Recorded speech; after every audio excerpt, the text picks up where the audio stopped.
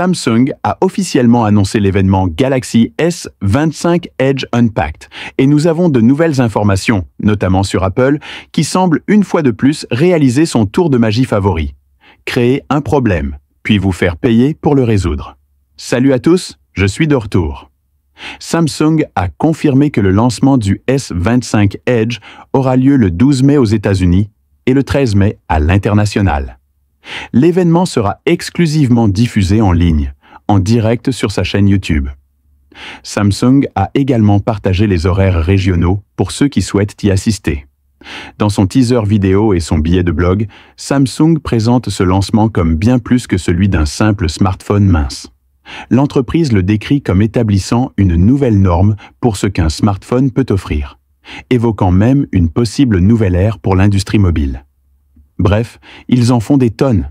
Mais honnêtement, peut-on vraiment leur en vouloir? Cependant, petit bémol, les spécifications complètes du S25 Edge ont déjà fuité, ce qui signifie que nous n'aurons pas besoin d'attendre le 12 mai pour découvrir ce qu'il propose. Comme à son habitude, Samsung a commencé à accepter les précommandes aux États-Unis, avec un crédit gratuit de $50 pour toute inscription anticipée. Si ce modèle vous intéresse, il pourrait être judicieux de profiter de cette offre avant qu'elle n'expire. Pendant ce temps, Evan Blass a dévoilé une image officielle du S25 Edge mettant en avant ses principaux éléments de design. Mais un point déçoit. Contrairement aux autres modèles de la série S25, cet appareil ultra fin ne dispose que d'un haut-parleur en bas, sans configuration stéréo. Ce qui est un peu regrettable, même si le son stéréo sur mobile n'a jamais été révolutionnaire. L'absence totale de son stéréo reste malgré tout un inconvénient. On peut supposer que ce compromis est le prix à payer pour obtenir un design aussi fin. Et ce n'est pas le seul. Le S25 Edge embarque également une batterie plus petite et fait l'impasse sur le téléobjectif. À l'heure des charges, Samsung prévoit d'utiliser son capteur principal de 200 mégapixels pour proposer un zoom numérique ou basé sur le capteur. Mais cela ne saurait remplacer efficacement un véritable objectif dédié. Côté caractéristiques techniques, WinFuture a tout révélé.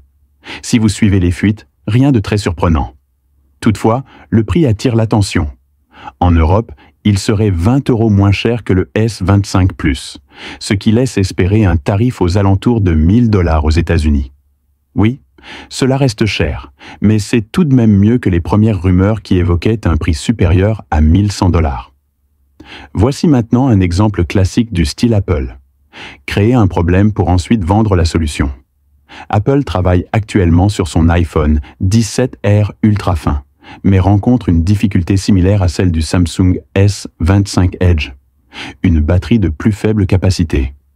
D'après leurs tests internes, seulement 60 à 70% des utilisateurs pourraient tenir une journée complète sans recharge. La solution d'Apple? Réintroduire un étui batterie épais. Sérieusement, un téléphone ultra fin, avec une grosse batterie amovible accrochée au dos. Imaginez acheter un téléphone extra mince pour y ajouter ensuite une sorte de brique afin de tenir une journée de travail. À ce stade, pourquoi le rendre mince?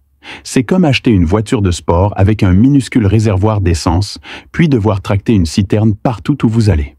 Franchement, cette obsession pour les téléphones ultra minces me paraît insensée. Du moins, tant que les fabricants n'adopteront pas des technologies de batterie plus avancées, comme le silicium carbone, qui permettraient aux téléphones fins d'embarquer des batteries de 4500 à 5000 mAh.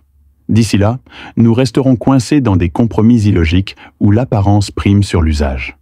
Quoi qu'il en soit, si vous êtes intéressé par le futur S26 Ultra, sachez que j'ai 4 mises à jour majeures à partager avec vous.